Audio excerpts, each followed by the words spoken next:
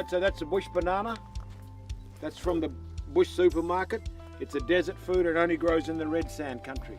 We call that munju or kogla. In Kalgoorlie is named Kalgula. When you go to Broome, that's called magabala. But common name we all know is a bush banana. Right. Number one rule when you do these sort of tours, if you eat this, if you got to eat food, you make sure your guide eats it first. Oh, hang on, what bit's that?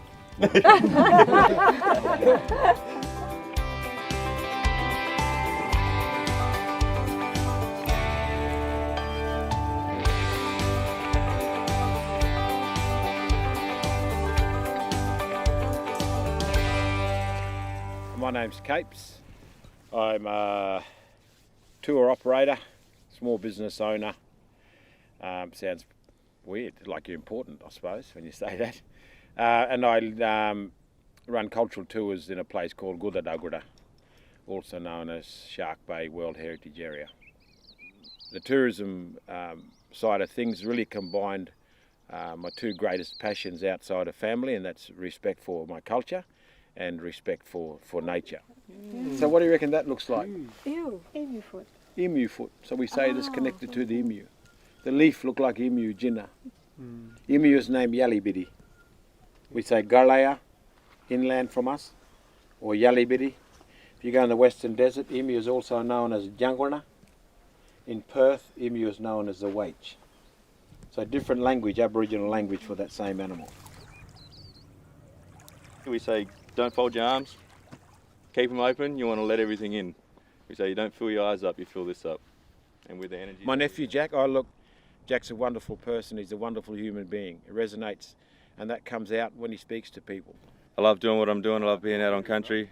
I love seeing people's faces when I take them out and show them our beautiful land, and proud to be working for my uncle.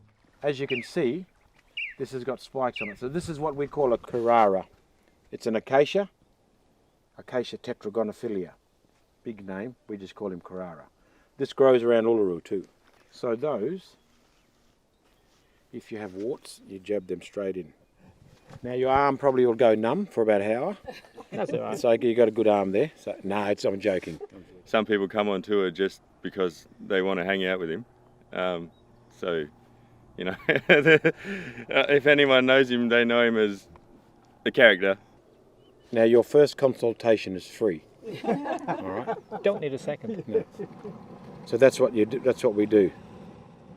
You know, we're very protective in regard to understanding our cultural responsibilities around traditional medicine and traditional food. You know, so as Aboriginal tourism operators, it's our responsibility to educate people around that.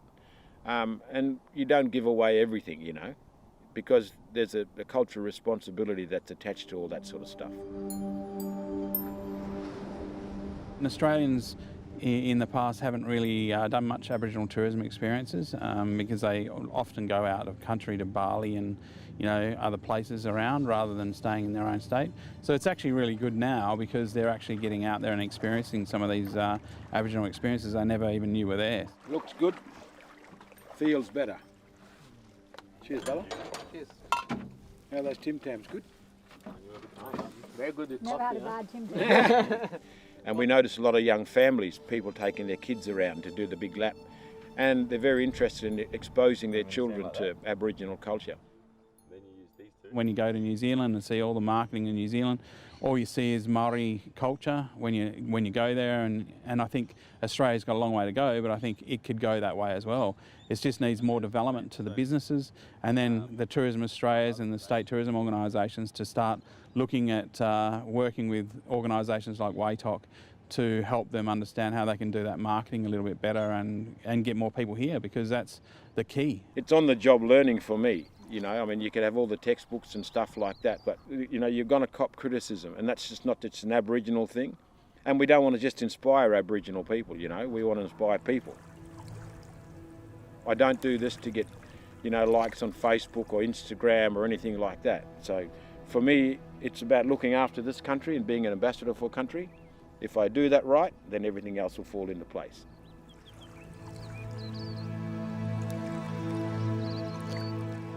These mining companies and places do cultural awareness I think that's been done so much that when some of these people hear, oh, we've got to go and do a cultural awareness thing, not again, you know, they go, oh, that's, you know, they're actually already against going and learning about it. Whereas if they go on a tour, it's a whole different experience, because it's not someone sitting in a classroom pretty much, you know, telling you about the facts of what happened and their truth. And even though, you know, other people still don't believe that, you know, that these things happen, but they did, and you know, it's still a lot of healing to be done. But you know, I think a tourism product is a better way of going out and getting cultural, what we call inclusion, not awareness.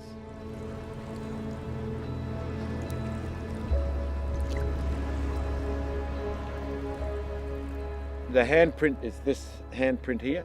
It symbolises our hand on country, so we say ngada mara ngada ngura, which means our hand, our country.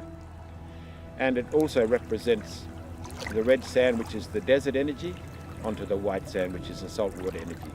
So it represents this is where the desert meets the ocean, and the handprint itself on the beach is only temporary, like us. While we're not here forever, but while we're here, we've got to make sure that we look after country. So this kangaroo is called maru, and this mullet is in language name called mulgara. It's caught by a local Aboriginal net fisherman. We travelled in the Northern Territory a couple of years ago. Yep. And had some awesome experiences with Indigenous tourism. You know, we learned a lot, we appreciated things more, and then now we look for that. Yeah, when we come absolutely. somewhere, we think, can we have that experience again? Yeah. Aboriginal culture isn't lost. In many places we say it's been wundanyana, it's been sleeping. But now it's wake up time, you know, and you guys are part of that because you're carrying that message forward.